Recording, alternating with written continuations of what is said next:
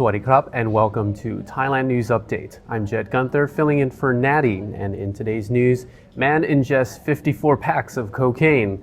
Thailand's COVID hotline gets swamped, and Bangkok's Bang Su train station offers vaccines to Thais and foreigners on a walk-in basis. All this is coming up in today's news.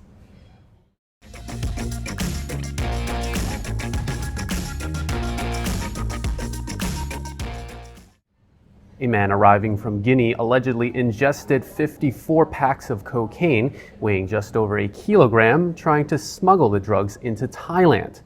The Customs Department says the man underwent an X-ray which showed he had the drugs inside his body. The 44-year-old suspect traveled from Nigeria to Ethiopia and arrived at Bangkok's Suvarnabhumi airport on March the 5th. The Customs Department says the man's name was on a list of suspicious people. Authorities at the airport security gate searched his bags but did not find any drugs. But officers from the airport interdiction task force tracked him down to his quarantine hotel and monitored him until he was released the next day. He was then brought to a hospital for an X-ray that showed the bars of cocaine inside his stomach. The drugs had a street value of over 3.2 million baht and weighed just over 1 kilogram. Ever since COVID cases have soared in recent weeks due to the highly infectious but less dangerous Omicron strain, Thailand's COVID hotline has been getting around 40 and 70,000 calls each day, with inquiries requesting beds and medical treatment. Several people say they've been unable to get through due to the huge volume of calls received and the lack of corresponding employees to answer the phones at the other end. The National Health Security Office has said it is committed to improving wait times on its 1330 hotline. They responded that there are a large number of calls to the hotline and people should not call back with the same issues. They say around half of the calls have been people asking about the status of their registration for home isolation. Not sure why these people feel the need to ask for permission to stay in their own homes. The Public Health Ministry also says they will start an outpatient plan for patients on March the 1st as an option to home isolation for people who have not yet applied. Newly registered patients were being forced to wait as the number of patients continued to outweigh hospital beds in numerous places around Thailand.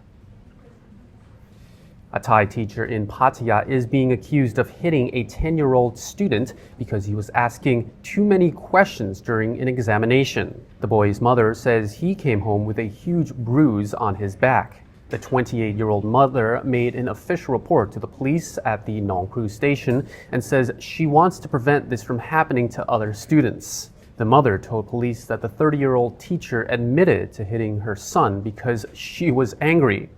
The teacher had not faced any disciplinary action from the school, so the mother decided to report the incident to the police. Corporal punishment from teachers is a controversial issue in Thai society. Many teachers will use a ruler to slap a student's hand as a quick punishment. Some say that the punishment is considered physical abuse and violates the child's rights. However, other conservative groups see it as a process to raise discipline in Thai society. Yeah, that's been working out very well. Isn't it time for you to come back to the islands? Phuket is open and it's never looked better. Choose your trip to your favourite island with 5-Star Marine. Go to 5starmarinephuket.com. Phuket welcomed its first group of test-and-go travelers entering the island province by sea, and tourism officials say more visitors traveling on cruise ships and yachts will be entering under the quarantine exemption scheme that currently applies to anyone coming into Thailand at this time. On March 1st, the CCSA eased travel restrictions, allowing test-and-go travelers to enter Thailand by land and sea, not just air.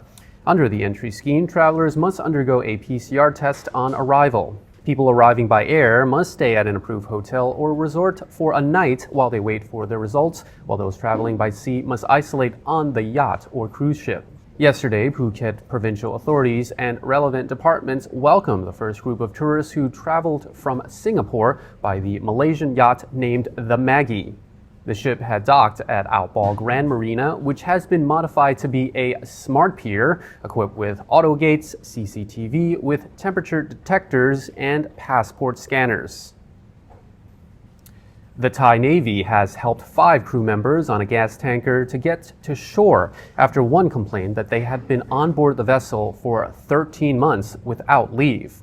The Shumi 7 LPG tanker en route for Bangladesh was redirected to a boat pier at Ao Makham Bay in Phuket. Nopadon Bunmi, a crewman on the vessel, had a 9-month contract with the company but had not once been allowed ashore for over 13 months. He contacted the Thai Maritime Enforcement Command Center area for help this week.